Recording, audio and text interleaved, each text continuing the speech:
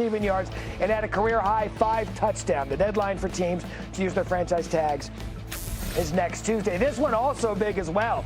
Cowboys planning to tag star receiver George Pickens. In 1 year in Dallas, Pickens set career highs in catches, receiving yards, and touchdowns while playing alongside CeeDee Lamb. The deadline for teams, again, to use the tags is Tuesday. It appears this is going to get done. Tim Hasselback joining us now. Tim, you and I talked about this at length last week about what the Cowboys should do with George Pickens. It appears the tag is in place. Your thoughts on this move from Stephen Jones and the Cowboys?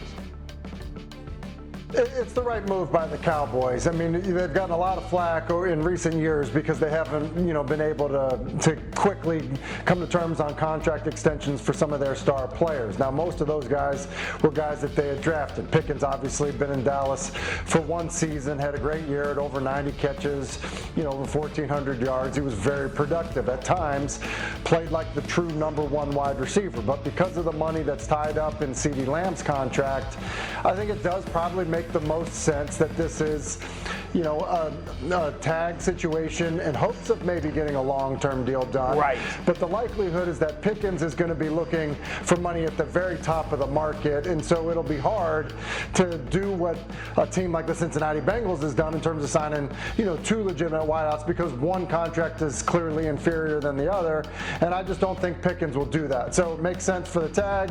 I would think that Pickens would play on it with the expectation of having another big year and then, quite frankly, cashing in after that. Yeah, so we had talked about, it's been one of the storylines too, because there is risk if you tag a player like Pickens coming off a career year that he might be a little salty because he wanted the big contract, the long years, and the big money. So there is that risk there, but at least do this now, Tim, and the Cowboys have a chance to kind of bridge the chemistry and make this work going into the offseason. It's a good point, Matt, because, you get the tag. I'm sure they expected it to come. But now, if the player is frustrated at all, or if there's a true, effort by both sides to get a deal done, then they can go through that. Or, the other option is, look, we're going to tag you. If you're unhappy about it, someone can come and get you. They obviously would have to give the Dallas Cowboys significant compensation for that, and would have the opportunity to work out a deal with the new team. So, I think those are the things that would take place. And if you're Pickens, look, he's not in a situation where, he's stacked 3 amazing seasons together. That's right. He's had 1 really good year with Dallas. And so it might actually help him to have another season where he catches over 90 balls, is around, double-digit touchdowns. Because then at that point, Matt, to be quite, honest with you, at that point he would be able to hit the market and basically say, I need to become the highest paid receiver in the game. There you go. There you go. There's some of it in terms of, betting on yourself. First of all, it's $28 million for a year, okay? Part 1. Part 2, to your point, give another career year in one of the best offenses in the NFL, you'll be able to write your check, your ticket, your team. So all in all, this could end up really, really good for the Dallas Cowboys and really, really good for George Pickens. That's the breaking news. Both Kyle Pitts, George Pickens appear to be tagged. Get us started with the Cowboys, who made a move yesterday. Yeah, Cowboys kicking off the free agent running back market with a deal for Javonte Williams. Strong deal for Javonte. He gets $16 million fully guaranteed over the first 2 years. So the Cowboys locking up a still 25-year-old running back coming off a 1,200-yard, 11-touchdown season.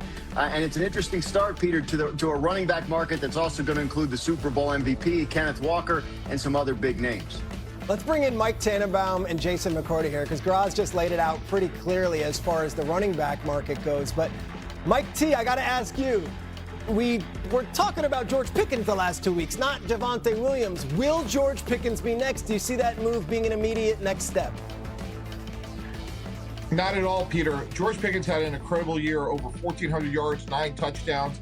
And I'm sure he's saying, hey, I want frontline #1 wide receiver money, $40 million a year, somewhere in the Jamar Chase range. Dallas is going to say, no. You're our second best receiver behind CeeDee Lamb.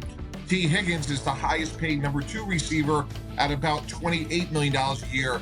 If you said to me, hey, September 1st, before or after this deal gets done, I'm going after Peter. Wow. I think this is a really hard deal to get done. Wow, after September 1st meeting, we're going to have a long summer of Cowboys contract talk for what feels like the 5th summer in a row. Graz, let's get to a topic that gets discussed every offseason now. What can you tell us about the latest on the tush push? Yeah, Rich McKay of the league's competition committee saying yesterday that no team has submitted a proposal, a rules proposal this year for a tush-push ban, so he doesn't anticipate one coming up. Obviously, they still have another few weeks. The owners' meeting at the end of March is when they vote on these things, but as of now, it doesn't feel like there's that kind of momentum that there was last year for a ban of the Eagles' tush-push play. J-Mac, this is all we talked about last year going into the Combine, whether the Rules Committee would end up overturning it and removing it. Pretty quiet topic now. What was your reaction to this news? It reminded me of arguments that I have with my wife where all the reasons just start to just come out of nowhere. First, it's health and safety. Then it's the aesthetics of the play. It looks like rugby. But at the end of the day, I'm correct, and you just move on past it, and it's silence on the other end. I look at this play, stop it. And you look at what's gone on over the last year for other NFL teams. The reason no one's talking about it is because the play wasn't as successful this year. Defense has caught up. They figured out ways to stop it. We watched Jalen Hurts lose a fumble on the tush push. So now going forward, there's multiple teams that do it now, but defenses and teams, they aren't as passionate about it because they're like, you know what? We've gone back, we've watched the film, and we've figured out different avenues to stop this play so it no longer is all the nonsense that we've seen over the last few years where the Eagles were absolutely dominant at scoring with it. I mean, I remember more than half the league, I think, voted to get rid of it last year. Yeah. It's not even being proposed right now. Graz, I'm shocked that it's not even being discussed, but let's move on to Kansas City. What's the latest you've got on the Travis Kelce situation there? Yeah, Chiefs head coach Andy Reid not coming to the Combine this year. He did a news conference last week, said there has been communication with Travis Kelce, and in Andy Reid's words, that means people want to move forward. So he said, I think that's where Travis is. So it sounds like the Chiefs and Travis Kelce are discussing a potential reunion for 2026. His contract has expired. He's a free agent. They have to get a new deal done with him to bring him back, but it sounds like there's some interest on both sides. J-Mac, I want to bring you in here. As you played for many teams, your brother went wire to wire with the Patriots. If you are the Chiefs, are you making sure that Travis Kelce isn't donning some other jersey next year? Are you making sure you bring him back? No brainer. Absolutely, we're bringing him back. Not only because of what he's done and what he means. He's going to obviously be a first ballot Hall of Famer and what he's done in the Kansas City Chiefs uniform.